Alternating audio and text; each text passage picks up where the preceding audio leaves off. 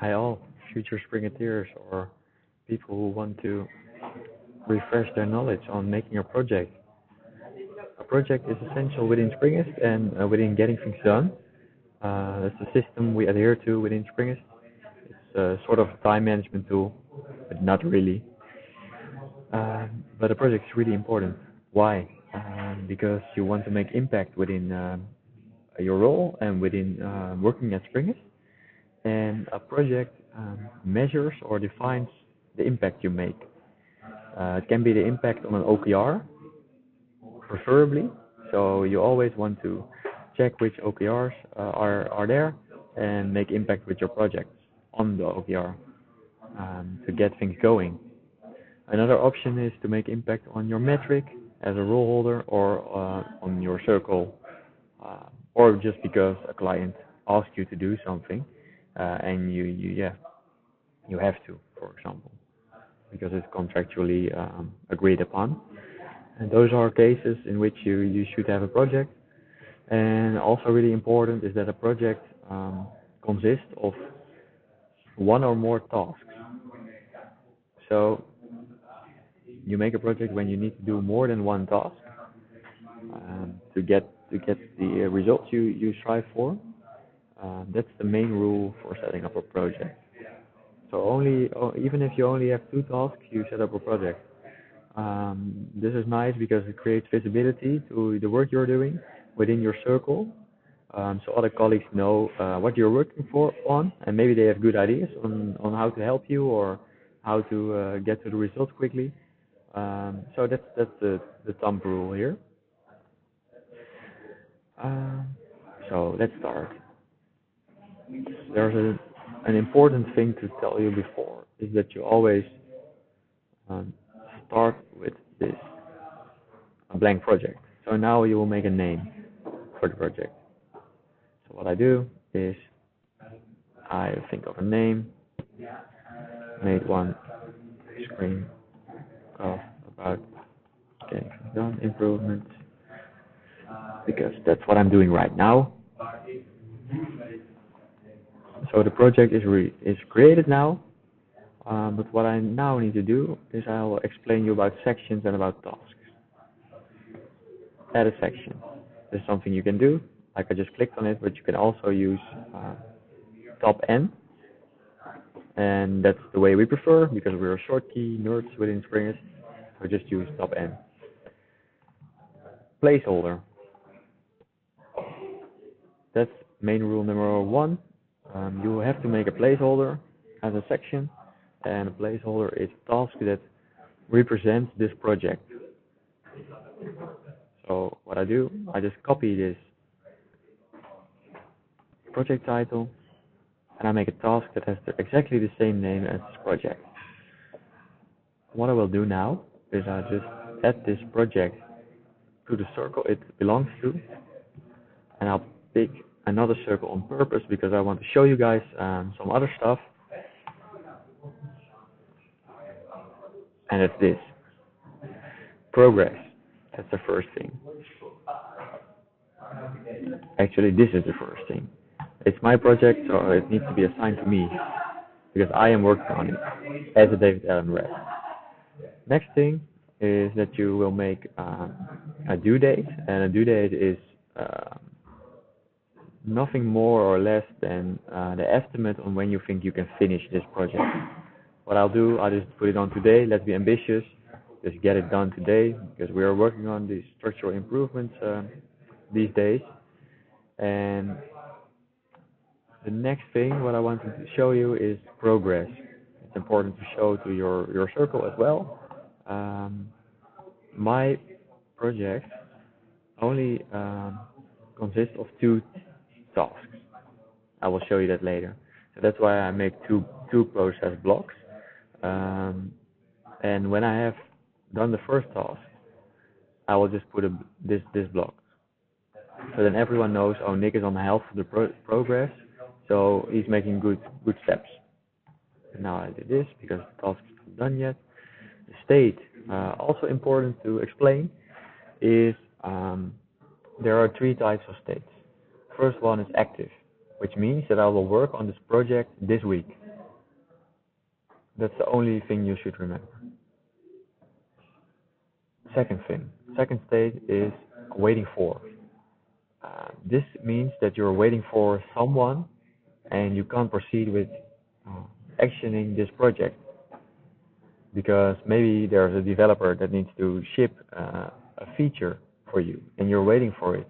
Or maybe a colleague needs to give feedback on this screencast, for example, and then I can proceed after that's done. So during the technical, you just say I'm waiting for, and then you give the reason or the people or the circle or the role holder on which you are waiting. Third one, future. This state represents a project you're not working for this week, so it's not active, and you don't wait for anything or anyone. So that's when you give the state future. I always struggle with that. State is future, which means you're not working on this week and it's not waiting for something. It doesn't mind. You can have several good reasons to not work on a project. Maybe you just made a project for the next quarter, and the OKRs of the current quarter are not in line with this project. So then it's a good decision. That brings us to the following. A project also always needs to have a why now, which means what is the reason why I am doing this project right now, within this quarter or now, as in literally now. And the reason why we want to make this important within Spring is because there are multiple, maybe hundreds or thousands good ideas or good projects you can think of and you can do at some point, but there are only a small amount of them that are really important now. And why is that? Because we always want to impact something. Because what's the matter of doing something when you don't have an impact? That's how we try to reason within sprints. So the first thing you can impact, and it's a really important thing, is an OKR. We work with OKRs. You can learn about that later. I won't dive deep into that. These are OKRs. And this is an heuristic, as it's called. And I want to impact this heuristic. So with the project I'm making now, I want to make impact on this. So that's actually then a good reason to do it now and to make it active.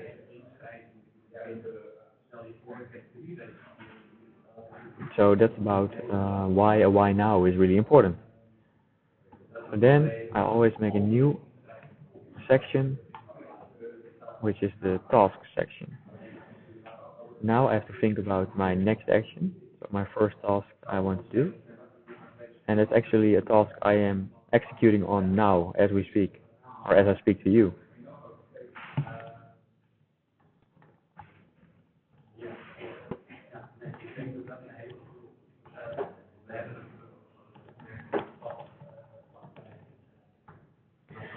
So what I do next is I assign this task to myself. I do top M, which means that I assign it with using a shortcut. I don't place a due date. I'm working on it now and I hope to finish it today. What I will do, I will define a description. And why will I do that when it's a task for myself, you might ask? That's because it's indeed now a task for myself, but maybe in the future someone has taken over my role, or I'm sick and someone has to take over this role. Then it needs to be really clear for other people, people who were not involved at the start, what I mean and what needs to be done. And another reason is that it's really important for visibility that you make descriptions in every task and make it a habit, because also when you assign a task to someone else, you always want to make a clear description on what the other one needs to do. So that's just a really important rule. And last but not least, I might be into this subject right now. I'm involved I'm doing this now, so I know what to expect from myself. But maybe weeks later, months later, or a year later, I'm not sure anymore what I meant with this task. So that's why I make a description to show other springeteers the rules and the basics of.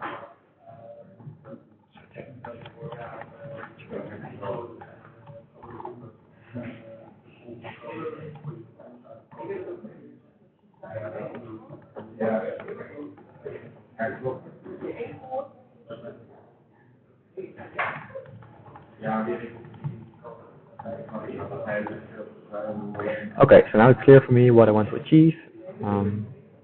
I will make another task.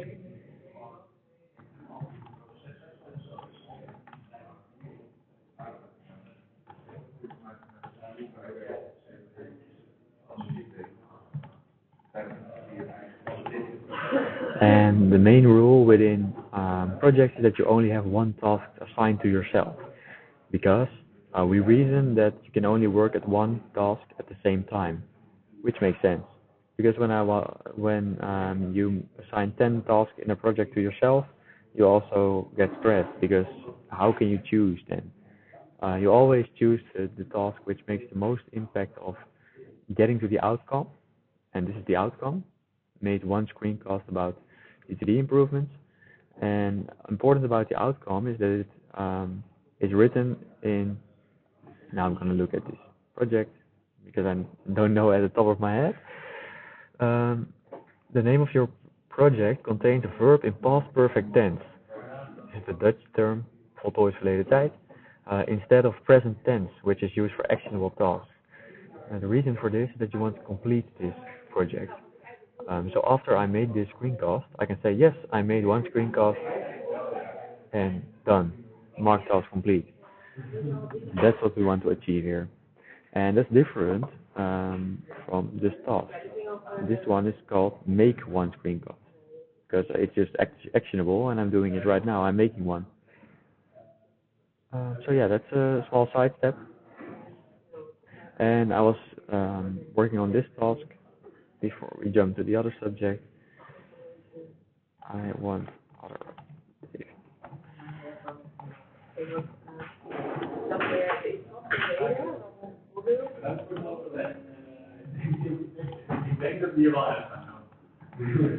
So now it's clear for me, and now I will break the general rule.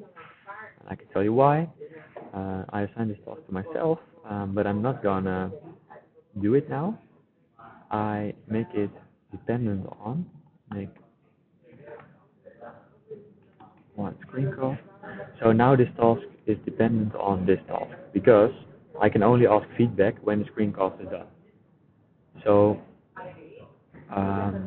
I will push this task on later at the stage I can give by pressing top L, and then it's on later. So it won't bother me, and I will only get an inbox update when this task is done, so that I know that I can work on asking feedback to other colleagues. And then one last task I can think about is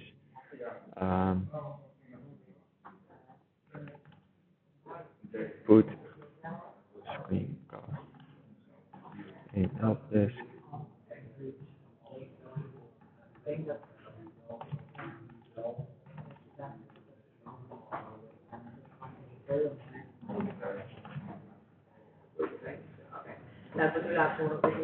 So this one I leave open now, but what I can also do on this task is that I just make it dependent on this task. So now we got a little steps. First this one, then this one, then this one, and then my project is done. So now I need to change something here. I remembered, because it's actually 3 steps. This was a really brief introduction in making projects. It's not always easy, so be sure to ask help. And now I will tell you who can help you. We have a role for this, David Allen rep, and yeah, they need to teach you about the Asana basics. This accountability adheres to asking their help. And yeah, every circle has its own David Allen rep. So just go to your circle's David Allen rep and plan a session and look at the first project you made in order to improve and to get better. One more thing I would like to show you is how this project is looking at the project overview in the circle. It's here now on top, but that's not what you want because we all want structure. So I will scroll down and see if there's something I can put this under. This is this one. So this project is about GTD, so I'll move it here. Some circles have this structure sorted on role holders, so then I would say move it at next section, but it's not the part for this one. One more last advice is we have a really beautiful help desk. It took us a lot of time to get all these articles in, so read them when you come across a problem or you want to learn more. And especially this help desk article is really beneficial for anyone who wants to learn more about projects and how to set them up. So it also entails some videos, but without spoken words. So just take a look, and also let me know if you have any feedback on this screencast. Good luck with making your first project. We are looking forward to see it on the technical project overview, so we can give you some feedback and see how this helped you. Thank you very much for listening and watching.